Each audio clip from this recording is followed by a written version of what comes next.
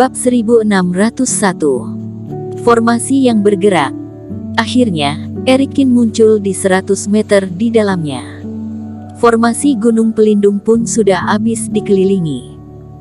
Penatua ketiga pun menghirup napas dalam-dalam. Semua anggota keluarga Y dalam hati semua perasaan bercampur aduk.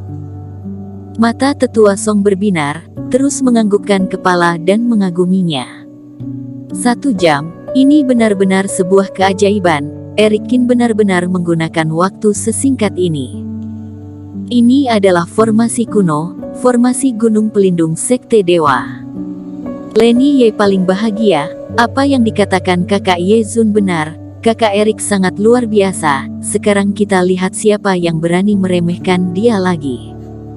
Sekarang, sudah boleh kita bahas tentang imbalan aku, kata Erikin yang berjalan keluar dari formasi terhadap semua anggota keluarga Y. Erikin bukan orang baik yang tanpa pamrih, juga tidak memiliki kebiasaan membantu orang asing secara gratis. Lagi pula mereka ini, sebelumnya meremehkan dirinya, dia tentu saja tidak mungkin membantu secara cuma-cuma. Ekspresi penatua ketiga menjadi kaku, tiba-tiba merasa sedikit menyesal.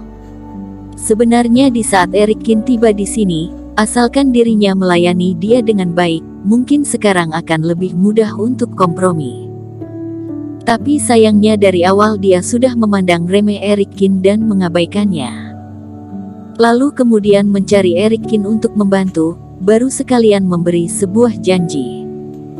Hanya saja, dia masih tidak percaya dengan Erikin, beranggapan bahwa dia tidak mungkin bisa lewat, jadi tidak berencana membahas secara detail. Alhasil, Erikin langsung menunjukkan kemampuan memecahkan formasi, dirinya sudah menyia-nyiakan 2 kesempatan. Sekarang kembali membahas, pasti sudah akan lebih susah dari sebelumnya. Tapi, tentu saja harus sekuat tenaga untuk menekan permintaannya. Saudara Cheng, kami berencana memberikan 20% dari pendapatan kami kali ini sebagai imbalan yang diberikan kepada kamu, tapi selain satu benda yang kami harus dapatkan, kata penatua ketiga setelah berpikir matang. Aku mau 50%. Erikin langsung berkata. Saudara Cheng, 50% terlalu banyak, aku tidak mungkin bisa setuju. Kelopak mata penatua ketiga pun berdetak cepat.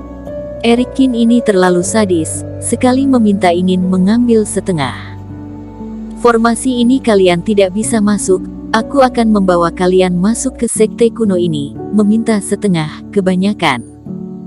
Erikin malah bertanya kembali sambil mengerutkan kening. Saudara Cheng, jangan salah paham. Bukannya kami keluarga Y tidak rela memberi, hanya saja perjalanan kali ini kami sudah mengundang 2 master formasi, sudah mengeluarkan biaya besar, 50% ini sudah terlalu banyak. Penatua ketiga pun memberi penjelasan. Dia terus berpikir, lalu tersenyum dan berkata, dan kamu adalah teman Ye Zun, juga merupakan tamu teman dari keluarga Y. Berharap bisa menyisakan sedikit keuntungan bagi keluarga Y, percayalah Ye Zun pasti juga akan berterima kasih kepada kamu. Kalau begitu 40%. Erikin menggelengkan kepala, juga sudah mundur 1 langkah. Mereka sudah memakai nama Ye Zun, dia juga tidak enak untuk terus berkata apa. Berkurang 10% ini, semua karena Ye Zun, dirinya tidak ingin karena masalah ini anggota keluarga Y malah pergi mempersulit Ye Zun. Hehe, terima kasih banyak saudara Cheng. Penatua ketiga pun menyetujuinya. Berikutnya, mohon bantuan kamu untuk membawa kami masuk ke dalam. Erikin menganggukkan kepala, memerintah anggota keluarga Y untuk berbaris rapi, lalu mengikuti arahannya masuk ke dalam formasi. Tapi sebelum masuk ke formasi, semua keadaan masih baik-baik saja, tapi setelah masuk, semua orang pun menyadari kondisi yang mereka lihat berubah total. Serangga beracun berterbangan, juga ada bara api yang menyengat. Di beberapa tempat juga ada dimensi yang sedang bergerak dan retak, sangat berbahaya.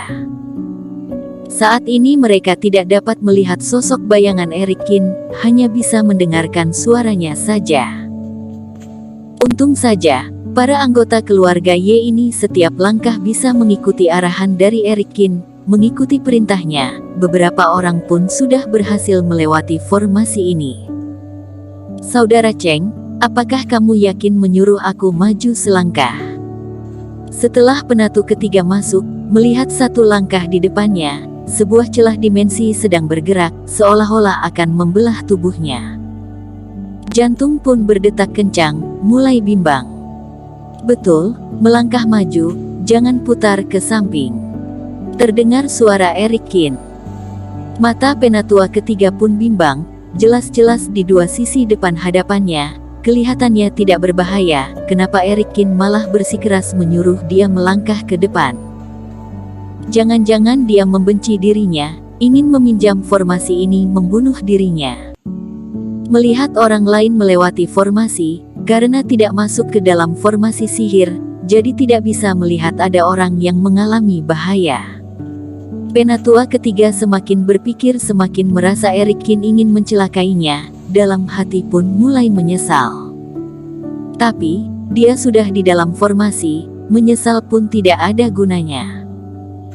Di saat dia melangkah kakinya menginjak, kaki sedikit menginjak ke arah kiri, setidaknya yang dia injak tidak ada retakan dimensi. Tapi di saat kakinya menginjak, sebuah bara api suci yang panas, langsung menyembur keluar dari permukaan yang terlihat aman ini. Bara api ini mendadak menjadi lautan api, mulai menyelimuti ke arah badan penatua ketiga. Penatua ketiga pun kaget, terus mundur dan menghindar.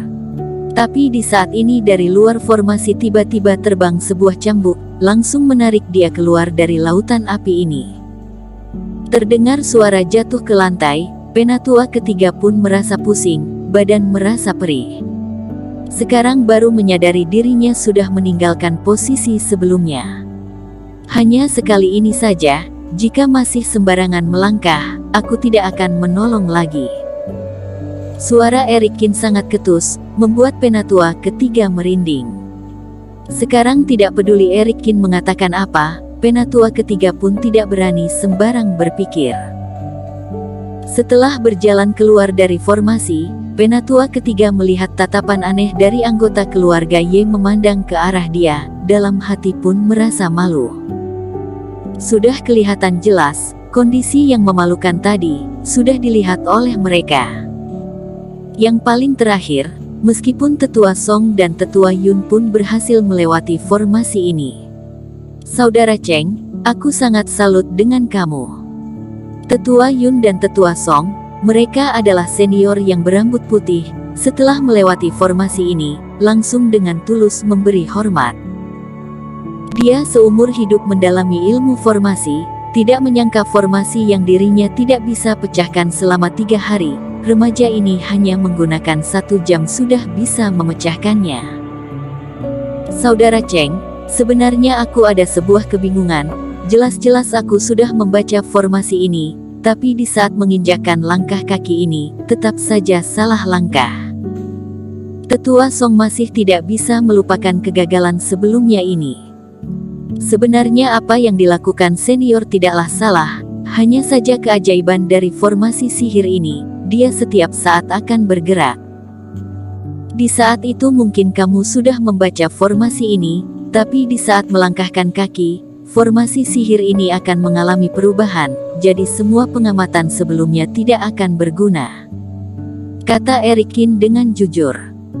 Jadi, setiap langkah kamu, perlu mendalami kembali. Mendengarkan ini, Tetua Song dan Tetua Yun pun menghirup napas dalam-dalam, semakin mengagumi Erikin. Penatua ketiga yang berada di samping juga mendengar, perasaan dalam hati pun mulai bercampur aduk. Satu sisi karena kemampuan Erikin memecahkan formasi sangat kuat, satu sisinya lagi, dia hanya menggunakan waktu 1 jam sudah bisa mendapatkan 40% keuntungan yang ada di dalam sekte kuno ini, membuat hati dia sangat sakit. Selanjutnya, segerombolan orang pun naik gunung. Sekte kuno ini berada tanah keluarga dewa. Awalnya pegunungan di sini tidaklah berbahaya, tapi karena seiring waktu berjalan, para binatang buas yang terus menyerap reiki berubah menjadi binatang yang cukup hebat dan terus berkembang biak, jumlahnya juga sangat banyak. Semua anggota keluarga Ye pun berhati-hati, membunuh sekelompok demi sekelompok binatang buas yang datang menyerang mereka. Menghabiskan waktu 1 jam, semua orang akhirnya tiba di pintu gerbang gunung. Luka tetua Song juga tidak parah, dan sudah hampir pulih. Formasi yang ditemui selanjutnya, tetua Song pun secara inisiatif mengajukan diri. Sebenarnya dalam hati dia juga ada rasa tidak puas, karena dia adalah master formasi yang terkenal di wilayah utara, dan juga diundang dengan biaya besar oleh keluarga Ye. Alhasil di formasi Gunung Pelindung sudah muncul masalah, membuat dia babak belur. Meskipun tidak mengatakan, tapi dalam hati tetua Song ada ketidakpuasan ini, jadi semua formasi yang akan ditemui selanjutnya, tetua Song pasti akan berjuang sekuat tenaga. Bersambung.